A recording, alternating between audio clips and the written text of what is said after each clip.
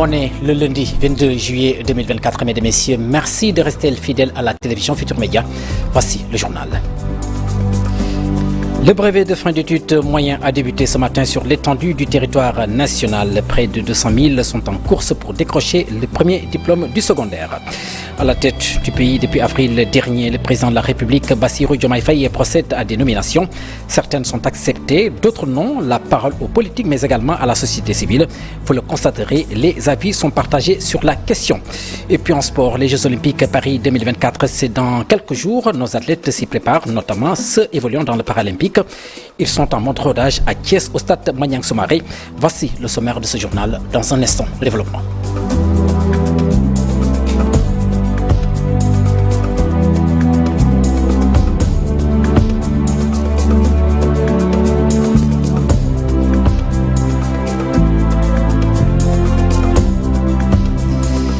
Mesdames, Messieurs, bonsoir. Merci encore une fois de rester fidèles à la télévision Futur Média. Je vous le disais tantôt dans les titres, le brevet de fin d'études moyen a démarré ce matin sur toute l'étendue du territoire national. Plus de 190 000 candidats sont en lice. Le ministre de l'Éducation nationale a effectué ce matin une visite dans quelques centres d'examen à Guédiawaye et à Pikine. Moustapha Mbaba Guirassy, de son nom, se félicite du bon déroulement des épreuves. Et il se réjouit également aussi des innovations qui ont été apportées cette année-ci. Voici le reportage c'est le ministre des Sports, le ministre Moustapha Mbaba Guirassy, le ministre de l'Éducation nationale, qui est avec Ablaye Patéane. Nous avons parcouru quelques écoles, établissements, centres plutôt, et nous avons aussi des informations nous venant des différentes IA, et globalement sur toute l'étendue du territoire national. Il n'y a aucun incident, aucune difficulté, donc les examens se passent très très bien. Rappelez encore une fois que nous avons 1150 environ centres et que les dispositions ont été prises aussi même pour les enfants en situation de handicap. Rappelez aussi que le processus a été digitalisé de l'inscription à la proclamation des résultats et que les différents acteurs, notamment les IA, sont en mesure de suivre le processus, d'interroger en temps réel. Donc tout cela participe à la sécurisation du processus. Nous avions aussi partagé avec les élèves et les parents d'élèves les règles de conduite au moment de passer l'examen. Et jusqu'ici, les choses se passent très très bien sur toute l'étendue du territoire. Le ministre de l'Éducation nationale, Moustapha Mbaba Guirassy, c'était donc lors d'une visite à Dakar pour s'enquérir du bon déroulement du brevet de fin d'études moyen. Or, c'est toujours dans ce sillage pour parler cette fois-ci du CM des Parcelles Assainies. Il y a donc ce matin le sous-préfet de la localité, le sous-préfet de Ngor, il a effectué dans certains centres d'examen de Dakar quelques visites pour s'enquérir du déroulement de l'examen. Le jury veille strictement à ce que les élèves respectent le règlement, notamment l'interdiction des téléphones portables dans les centres d'examen.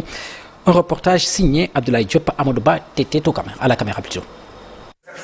Au CM18, parmi les épreuves de l'examen du BFM, dans de bonnes conditions, selon le sous-préfet.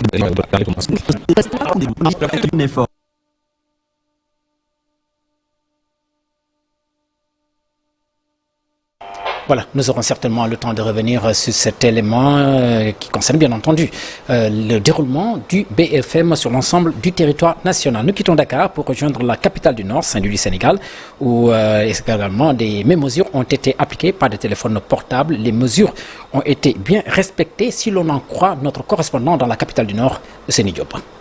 Lors de la visite du préfet du département de Saint-Louis, de l'inspecteur d'académie et des autorités chargées de l'éducation, le constat est général. Dans les salles d'examen, les candidats composent sans leur téléphone portable. Ce qu'on nous a donné était, pas mal. C'était bien.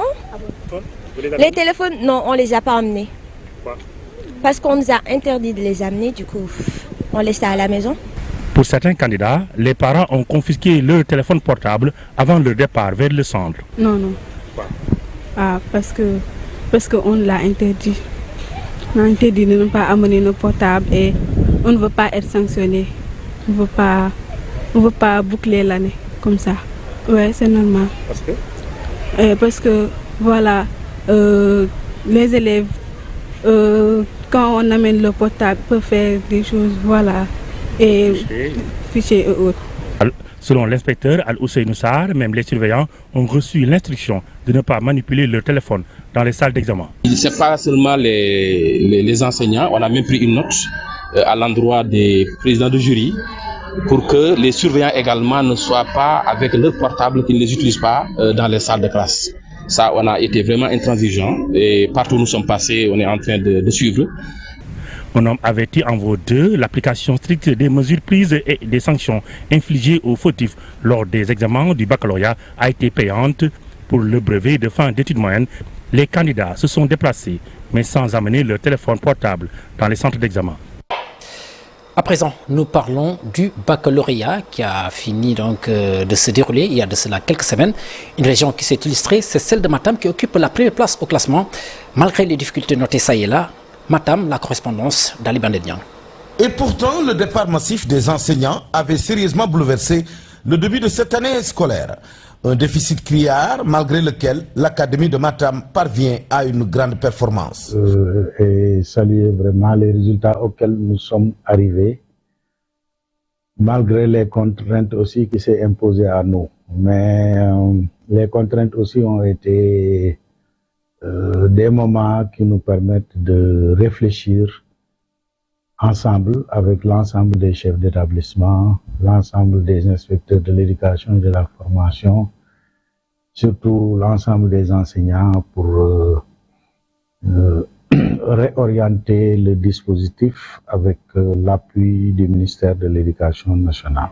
Cela permet de prendre en charge les problèmes liés au déficit d'abord par vraiment un engagement et une solidarité interne qui se manifeste à tous les niveaux. Les enseignants d'abord qui acceptent de faire des heures supplémentaires, qui acceptent aussi de faire des heures complémentaires.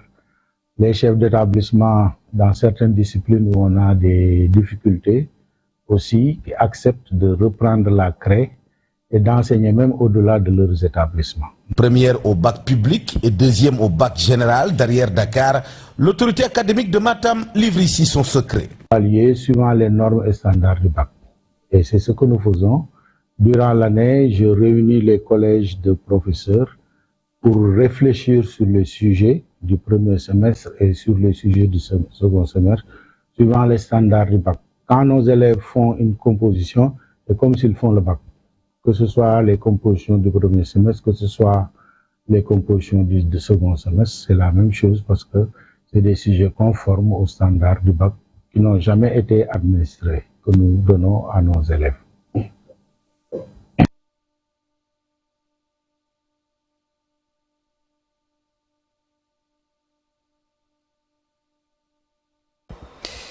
Direction Gawane, cette commune située dans le département de Bambey qui exige la construction d'un collège, c'est pour réduire en tout cas le taux d'abandon scolaire dans la localité à travers une organisation communautaire dénommée Gawane Tchakanam. Ils ont aussi exigé la réduction des abris provisoires dans la commune.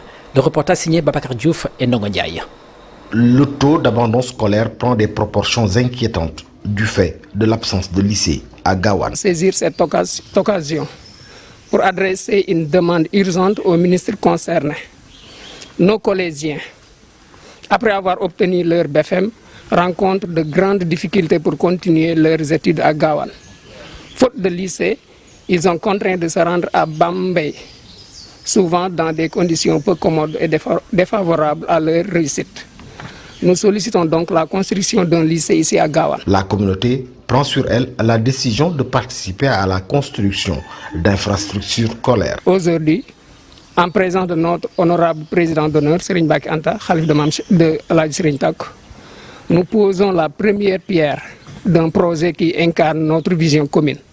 Offrir à nos enfants un environnement propice à l'apprentissage et à la croissance. À travers Gawane Tchakanam, les populations de la localité s'organisent pour prendre en charge leurs propres difficultés. De construire un bâtiment qui doit être une case de santé, Inch'Allah.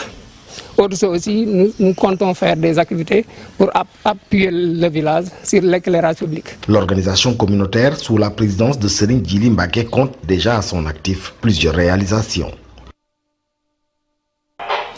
Nous ouvrons à présent la page politique de notre journal pour parler des nominations en Conseil des ministres. Si certains soutiennent que c'est des nominations familiales, d'autres déclarent le contraire. Notre équipe est allée à la rencontre de Maître Massor Nakan, avocat, et Moundiaye Cissé de la société civile sur la question. Suivons ce reportage signé Cheikh Ngoné et Diafraba. Ce sont des choix qui font débat. Certains Sénégalais peinent à comprendre les nominations familiales dans le régime actuel. Mais pour d'autres, ce sujet est sans importance. Est-ce qu'on a vu le président Diomaye nommer un membre de sa famille? Non, que je sache. Ni le Premier ministre Ousmane Sonko. On a parlé de ministres qui ont nommé des membres de leur famille. Moi, je trouve ça tout à fait normal. Tout à fait normal. Quand vous êtes chargé d'une mission et que vous devez choisir des gens pour vous accompagner dans cette mission, qui est-ce que vous choisissez? Les gens en qui vous avez confiance, les gens que vous connaissez. Et les meilleures personnes qui peuvent vous accompagner, ce sont vos proches et votre famille. Ces pratiques ont été critiquées à l'époque par des membres du gouvernement actuel. Moi, je pense qu'il est temps de dire attention, donc de tirer la sonnette d'alarme. Pourquoi? Parce que la trajectoire commence à être inquiétante. Parce que les Sénégalais ne peuvent pas avoir combattu en même temps ce qu'on a appelé la dévolution monarchique du pouvoir, suivez mon regard, avec Wade fils et Wade père, et devoir aujourd'hui vivre un semblant de népotisme. Alors, on ne peut pas reprocher certes à un régime de gouverner avec ceux avec qui il est venu au pouvoir, mais on doit le faire dans les règles de l'art. Ces interrogations reviennent souvent ces derniers jours. Le gouvernement actuel est-il en train de régner? Ces paroles. Quand il a la compétence, on choisit un proche qu'on connaît, dont on peut être sûr de la fidélité et de la loyauté. Voilà le problème, il est aussi simple que ça. Il ne suffit pas d'être compétent par rapport à ça. Pour être DGE, il ne suffit pas d'être compétent. Il y a d'autres valeurs qu'il faut. Il faut qu'il soit courageux et capable de dire non à toute pression venant aussi bien du pouvoir que de l'opposition. 81 nominations notées lors de la dernière réunion du Conseil des ministres, même si des actes ont été posés après plus de 100 jours au pouvoir. Des Sénégalais se posent des questions sur la façon dont le chef de l'État effectue les nominations. Cher Diop, merci. Ces nominations sont également fustigées par le président du parti Teranga Sénégal. Lui, il parle de népotisme. Abdoulaye Niane, de son nom, qui était d'ailleurs le directeur de campagne de Ousmane Sonko en 2019, rappelle que de telles pratiques sont en contradiction avec le projet qui milite en faveur de l'appel à candidature. On l'écoute et il est avec Chérifia. Position de chef de cabinet, de directeur de cabinet ou de directeur général et autres, ça c'est des positions très administratives qui devaient être surveillées, fortement surveillées. Et il ne doit pas y avoir justement cette façon de faire dans ce Sénégal de 2024 qui a tourné une page sombre avec des morts et qui se donnait résolument les moyens d'une politique transparente. Et donc c'est dommage. Je pense qu'il faut rectifier le tir et faire en sorte que ni dans la forme ni dans le fond, de pareilles choses ne se passent dans ce pays. Ce problème devait être réglé par l'appel à candidature. Un appel à candidature qui correspond à une vision forte de transparence et d'équité dans l'octroi des positions administratives. Et cet appel à candidature aurait dû être organisé dès le départ, avec éventuellement une prime qualitative à l'accompagnement ou aux compagnons politiques. Ça même c'est possible pour certains postes. On aurait pu avoir des critères objectifs, qualitatifs et quantitatifs, avec quand même parfois un facteur discriminant ou en tout cas donnant la possibilité à certains qui ont accompagné politiquement d'avoir un bonus.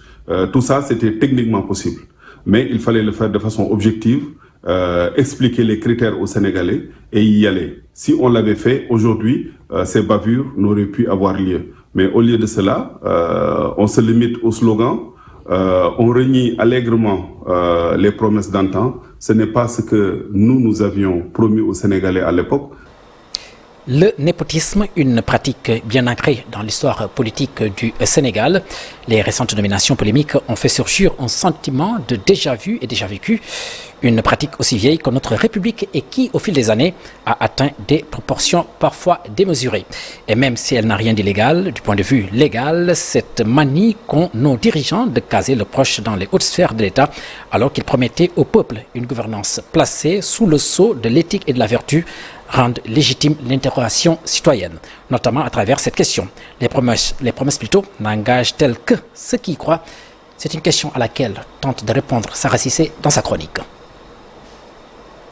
Alors que l'hivernage et son lot de calamités s'appréhendent dans de nombreuses localités du territoire, l'exécutif sénégalais, lui, fait les choux gras de la presse qui se régale de la polémique issue des nominations du dernier Conseil des ministres. Et il y a de quoi fouetter un chat. Après que le ministre du Commerce a donné carte blanche à des membres de sa famille pour travailler au sein de son cabinet, voilà que c'est le président de la République himself qui place à la tête d'une agence de l'État la fille de la chef de la diplomatie étrangère. Rupture. Vous avez dit rupture, des nominations a priori inattaquables sur le plan légal, mais qui, il faut le dire, sonne mal à l'oreille de citoyens sénégalais séduits par un discours de rupture incarné par le duo Diomaye-Sonko et acheteurs d'une gouvernance sobre et vertueuse. Alors, les promesses n'engageraient-elles que ceux qui y croient? Toutefois, le fait de caser des proches dans les hautes sphères de l'État n'est pas un fait nouveau de l'histoire politique du Sénégal. Même s'il déclarait urbi et orbi que la famille est un ennemi en politique et qu'il fallait l'en éloigner le plus loin possible, le président poète Senghor fut le premier à faire dans le népotisme en nommant son neveu Adrien Senghor ministre en charge du développement rural. Quasiment dans le sillage de son prédécesseur, qui fut également son mentor, le président Abdou Diouf nomma son jeune frère Maguette Diouf à la tête du département des mines. Une promotion qui, coïncidant à l'époque avec la découverte de gisements de fer et d'or dans le sud-est du Sénégal, avait apporté beaucoup d'eau dans le moulin des détracteurs du régime socialiste, parmi lesquels un certain Abdoulaye Wade, farouche opposant à Diouf et troisième président du Sénégal de 2000 à 2012. L'avocat qui incarna la première alternance politique du Sénégal, fit appel à son fils Karim Wade 2 ans après son arrivée au pouvoir.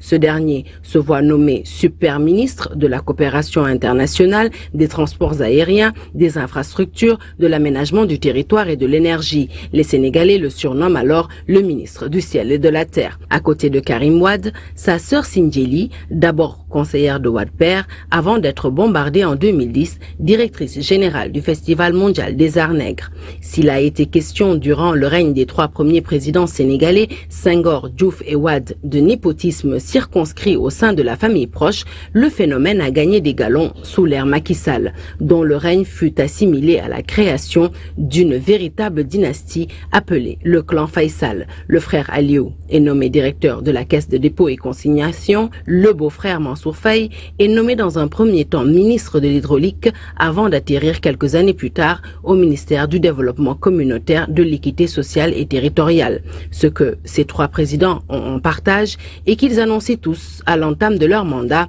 une gouvernance sobre et vertueuse, placée sous le sceau de la rupture et éloignée de toute pratique népotique. Sarah Cissé, merci. Les travailleurs de la Caisse de sécurité sociale exigent plus de conditions de travail pour mener à bien leur mission. Ils ont tenu ce matin un sit-in devant les locaux abritant, leur service. Nous allons écouter le secrétaire général du syndicat des travailleurs de la Caisse de sécurité sociale, son nom Mahmoud Niang. Le point de revendication des travailleurs se résume à un accord d'établissement. Cet accord d'établissement-là date de 2006. Ça fait plus de 18 ans. Donc nous sommes d'accord avec le conseil d'administration, avec la direction générale, de réviser cet accord-là. Normalement, on devrait le faire au début du mois de juillet, mais avec le décès de notre président du conseil d'administration, Mme Bassok, on n'avait pas pu tenir ce rendez-vous-là. Aujourd'hui, nous avons prévu de le faire au courant du mois d'août. L'autre point aussi, c'est d'attirer l'attention des journalistes pour leur dire qu'au niveau de la caisse de sécurité sociale, il n'y a que 2 syndicats. À présent, la page internationale de ce journal qui nous mène aux États-Unis où le président Joe Biden a décidé de céder la place à Kamala Harris pour la course à la Maison-Blanche, ce qui change complètement la donne dans cette élection à la portée de Donald Trump s'il avait fait face au président sortant, ce qui n'est plus le cas selon François Durper. Lui, il est professeur à l'université Cergy Paris. Il estime que le choix porté sur la vice-présidente des États-Unis va complètement changer la stratégie de campagne de Donald Trump. Il est interrogé par Chérif Dia. La décision de Joe Biden, elle est à la fois surprenante et prévisible. Surprenante parce que la veille, Joe Biden avait au contraire dit à ses équipes qu'il fallait accélérer la campagne, parce que sur le réseau social X, 8 minutes après la décision, on trouve un email de collecte de fonds qui prouve qu'une partie des membres de la campagne de Joe Biden n'était même pas au courant de cette décision. Surprenante parce que dans l'histoire, c'est assez rare qu'un président ne se représente pas. Du côté démocrate, on peut penser à Truman en 1952 ou à Lyndon Johnson en 1968, mais qui a été fortement critiqué pour sa gestion du conflit au Vietnam. Mais finalement prévisible, parce que Steve Ricchetti, le conseiller du président, était arrivé à la maison du Delaware où s'était retiré le président et lui a apporté des sondages catastrophiques où vraiment la cote de popularité s'effondrait. Et depuis le 27 juin, depuis le débat télévisé contre Donald Trump, finalement le président s'était rendu compte qu'il était le principal atout de la campagne de Donald Trump. Donald Trump faisait tourner en boucle l'idée d'un président vieillissant, sénile, démonétisé. Et il fallait éviter ce que Joe Biden qualifie de menace existentielle pour la démocratie, le retour prévisible de Donald Trump. Et enfin, cette image de vitalité, elle va obliger Donald Trump à changer totalement de stratégie de campagne. Donald Trump ne pourra pas dire qu'il est face à un président vieillissant. Il sera face à une femme dynamique qui incarne le Parti démocrate. Donc il devra complètement changer sa perspective de campagne. C'est donc un rebondissement important et qui donne des espoirs au sein du Parti démocrate de renverser la table. Une défaite qui s'annonçait prévisible et qui ne l'est pas encore. À présent, la page des sports qui nous mène vers les Jeux Olympiques Paris 2024. On parle là également des Jeux Paralympiques. Le Sénégal y sera représenté par des déficients visuels, aveugles, des sourds muets, mais également des handicapés moteurs, qui d'ailleurs sont en pleine préparation depuis quelque temps donc à Thiès, au stade Maniang Soumaré. Cheikh Anta Diop était présent lors d'une séance d'entraînement en présence de nombreux publics. Vous le constaterez dans ce reportage. Ils sont handicapés, non-voyants, handicapés moteurs. Le stade Maniang Soumaré de Thiès a fait le plan. Les Thiessois sont venus très nombreux pour voir de très près ce que font ces jeunes sportifs handicapés de Thiès. Handicapés, sensoriels. Nous avons eu un public non handicapé qui est venu. Ils ont mis le bandeau, ils ont joué le foot comme eux. Ils ont fait le boccia, ils ont fait le mulki, ils ont fait l'athlétisme, le jeu au panier. Ça a permis à ce public handicapé de comprendre ce que nos élèves, nos jeunes, nos athlètes handicapés, ils vivent, que ce soit déficient visuel ou aveugle, que ce soit sourd, une acceptation et comme on dit, se développer dans la différence et que chacun puisse comprendre l'autre et dans la solidarité. Il faut souligner que cette volonté manifestée par les encadreurs entre dans le cadre de la préparation des Jeux paralympiques. Ils peuvent faire des performances, ils peuvent aller au niveau des Jeux paralympiques. Vous n'ignorez pas qu'après un mois après les Jeux olympiques, ce sont les Jeux paralympiques qui regroupent tous les athlètes handicapés du monde qui se sont qualifiés à ces Jeux-là et nous préparons aussi nos cibles à ça, aussi les Jeux olympiques. Le centre des handicapés moteurs de Thiès, l'équipe Cécifoot de l'INEFJA, les écoles inclusives de Thiès ont participé à ces compétitions sportives. La Fédération sénégalaise de handball qui exprime son inquiétude face au manque d'infrastructures auxquelles les sportifs de cette discipline sont confrontés dans la région de Dakar, ce qui ne semble pas être le cas du côté de Yeumbeul Nord où un terrain multifonctionnel de handball et basket a été construit par la municipalité. Le coût s'élève à 24 millions de francs CFA, nous dit Aminata Ba, en compagnie d'Ousmane Baldé à la caméra. la commune de Yeumbeul-Nord réceptionne pour la première fois un terrain multifonctionnel handball et basket, un projet de la municipalité qui s'élève à 24 millions de francs CFA. Cette action fait partie d'un vaste programme de renforcement des équipements socio-sportifs initié pour mettre à la disposition du mouvement sportif et culturel des infrastructures de bonne qualité. Cette infrastructure va soulager les adeptes de handball qui avaient des difficultés pour retrouver un lieu d'entraînement ou de compétition dans la région de Dakar. Même cette année-ci, la fédération de handball n'a pas de terrain à Dakar. Cette année, on est obligé d'aller jouer à Rufisque, sur le jardin public de Rufisque. C'est un terrain à peu près comme ça. Parce que le terrain de Iba Mar est en réfection pour les Jeux olympiques de la jeunesse, ainsi que le terrain de Guédiawaye. Ce sont les deux salles de Dakar. Donc à Dakar, il n'y a plus de salles. Donc ce sont sur ces plateaux-là qu'on joue.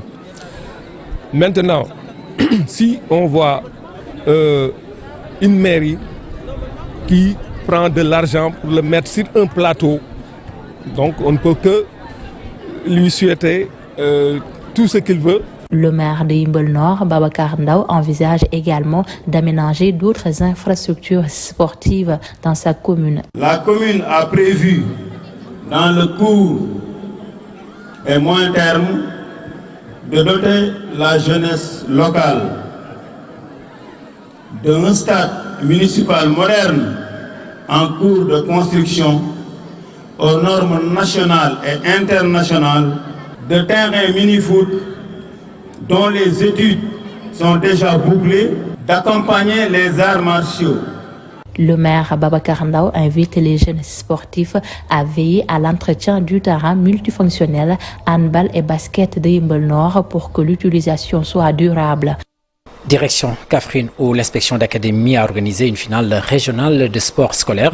Une occasion saisie par l'inspecteur d'académie pour sensibiliser donc les élèves étant donc candidats aux examens de fin d'année.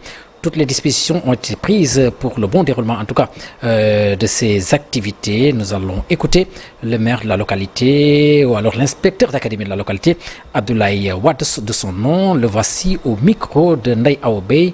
À la caméra, il y a Mam Gorouilane. Nous sommes réunis aujourd'hui dans le cadre des finales du sport scolaire 2024 qui a démarré depuis le matin avec l'athlétisme, et cet après-midi avec les finales en football de l'élémentaire, du moyen et du secondaire. Cette journée de finale du sport scolaire dans l'académie de Kaffrine marque l'étape ultime des semaines de passion. Bientôt le BFM, toutes les dispositions sont prises pour un bon déroulement de l'examen à tous les niveaux. Nous profitons de cette occasion pour rappeler aux élèves, pour rappeler aux parents d'élèves l'interdiction stricte du téléphone portable dans les centres d'examen. Donc vraiment, nous leur demandons de surveiller leurs enfants et de tout faire pour que les téléphones portables ne soient pas utilisés le jour de l'examen. Je ne dis pas même utiliser, que ces téléphones ne soient pas présents dans les centres d'examen. C'était donc le dernier élément de ce journal dont j'ai eu le plaisir de vous présenter. Merci de l'avoir suivi. Tout à l'heure, on va recevoir dans votre magazine Soir d'info notre confrère Dambabou. Il sera question de l'actualité politique au Sénégal, mais aussi d'ailleurs. Merci d'avoir suivi le journal sur la télévision Futur Média.